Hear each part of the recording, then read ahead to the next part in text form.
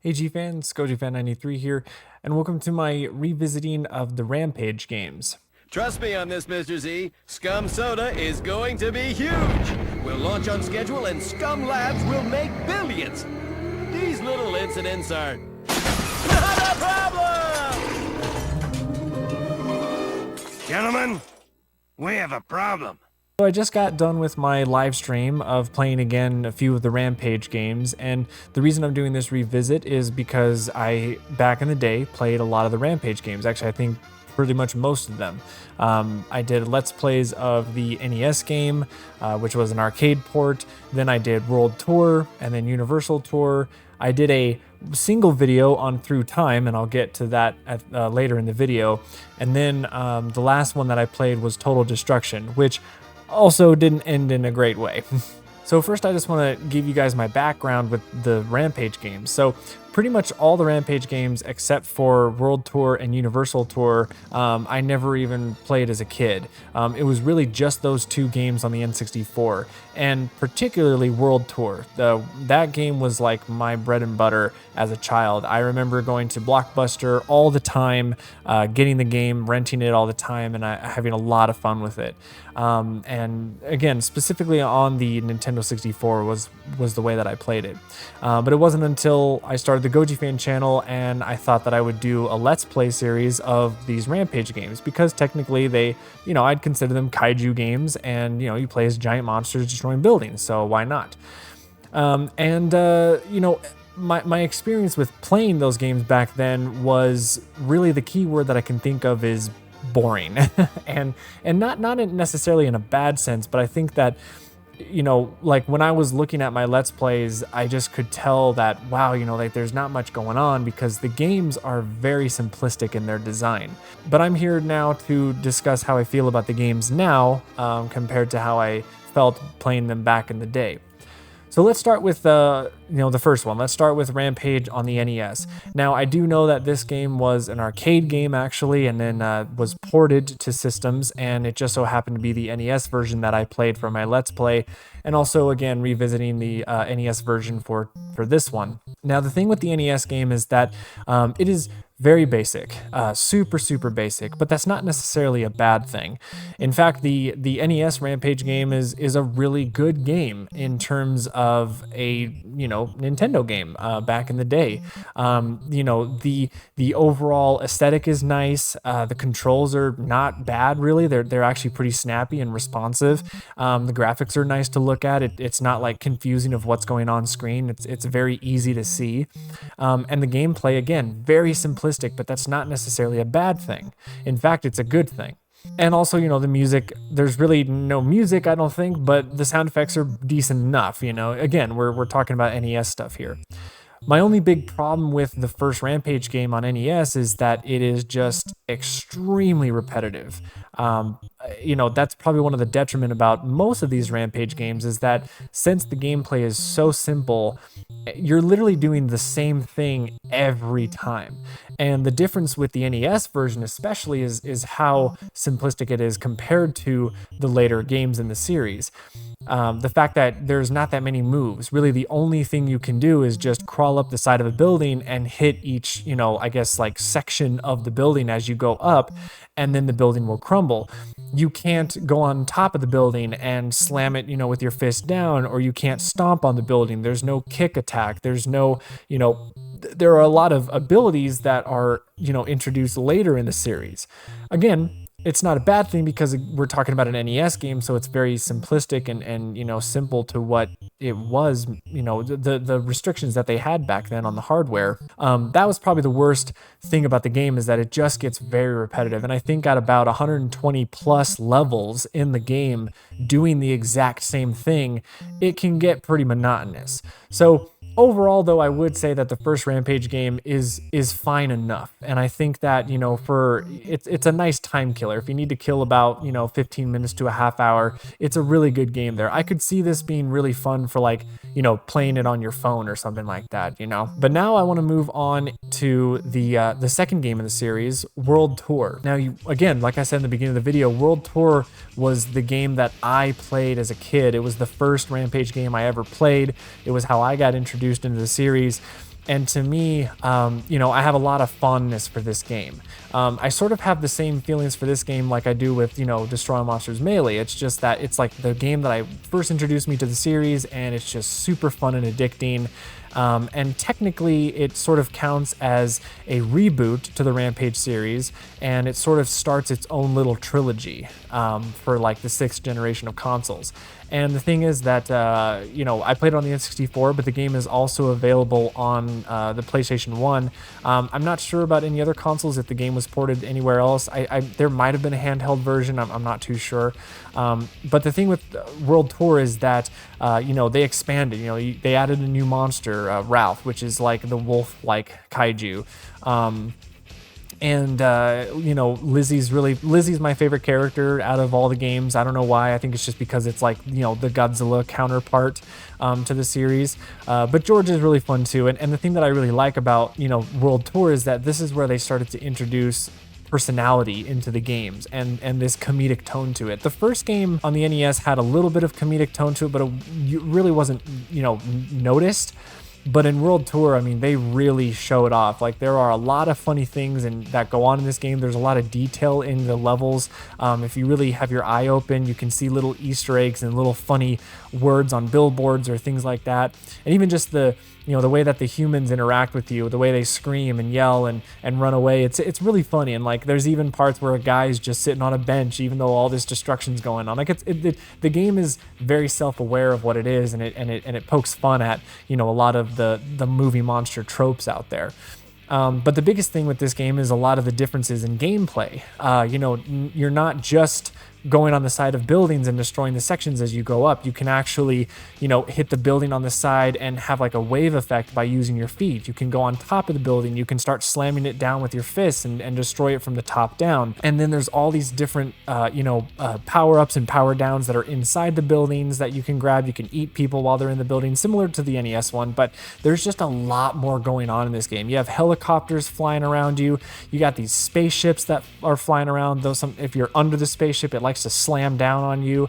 There are these like robots that come at you and that are super annoying to take out. And the tanks are like probably one of the worst things in the game, because the tank, when it hits you, it knocks you over every time, and sometimes it can stun lock you, and it's very tedious. But overall, the game is super fun, and I do remember playing back in the day with a few of my friends. And when you're playing this game co-op, like couch co-op, it is super fun. Everyone's running around destroying the buildings, and it's just a great time. Also, the other in terms of like abilities that the characters have is you can kick, and then there's also this really cool unlockable, well, I wouldn't call it an unlockable, but just like another ability that throughout the game you can eat these like radioactive barrels or whatever, and I think if you get a certain amount, you then turn into this character called like Vimmer. I'll put the text, I'll put like what his name is on the screen, but this is like a purple pinkish dragon looking weird thing that just completely decimates the areas when you have it.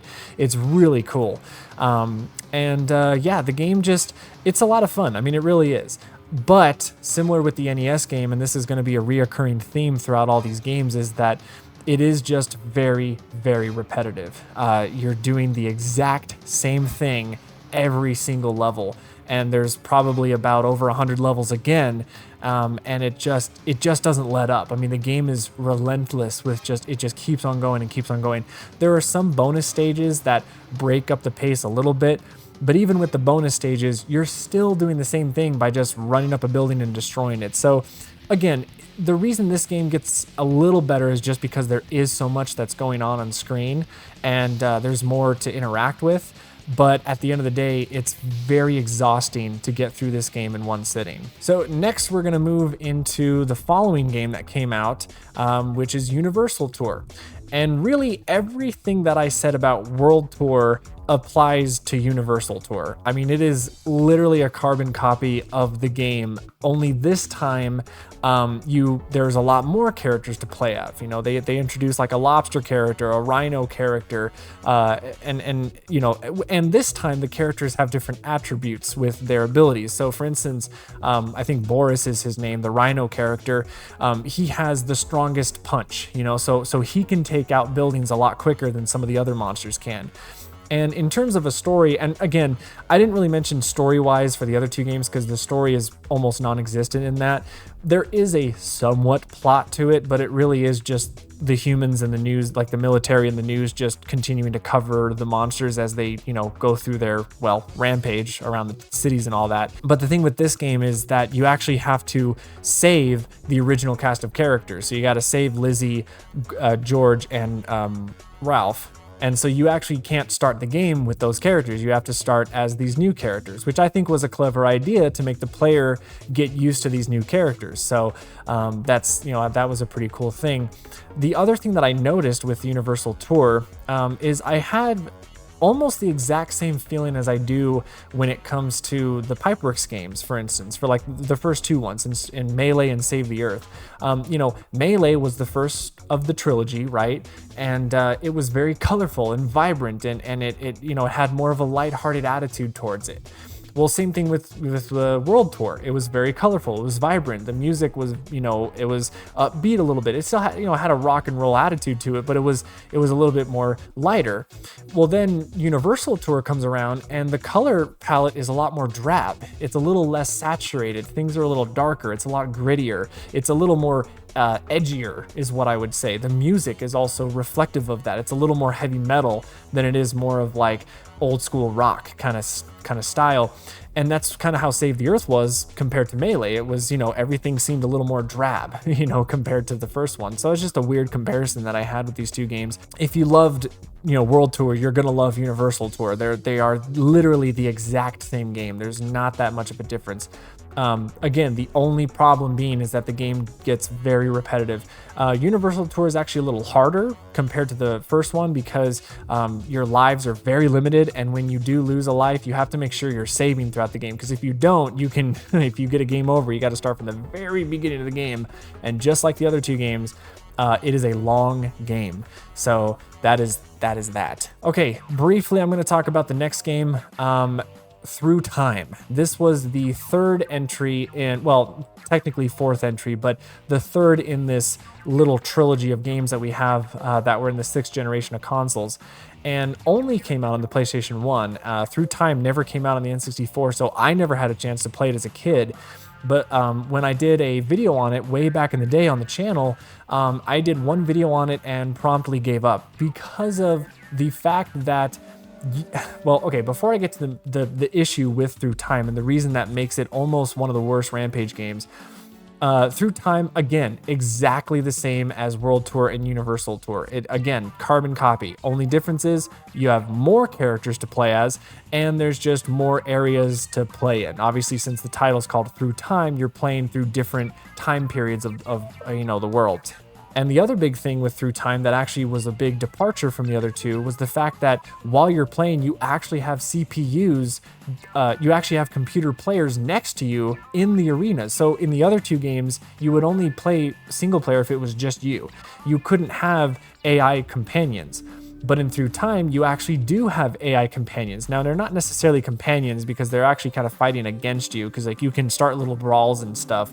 And it really, to be honest, it makes the gameplay even more hectic because now you have two other monsters running around the area, including yourself, trying to destroy everything. So it can get really fun, actually. The only bad thing about it is the fact that they introduce mini games. And these mini games wouldn't be so bad on their own, right? You'd think like, okay, cool, it's just a way to get extra score or extra playtime. That's fine, whatever.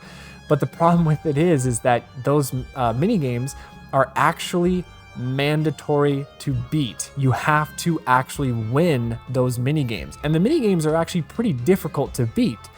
It is this single thing that is the Achilles heel to Through Time that makes it almost unplayable, because of the fact that if you fail a mini game, you get a game over, which makes you go back to the beginning of the game, which is just ridiculous. Could you imagine playing Godzilla Save the Earth and having those mini games pop up, and if you don't win those, you lose all your game and you have to start from the beginning? That'd be a crock of shit, wouldn't it? Well, that's what Through Time did.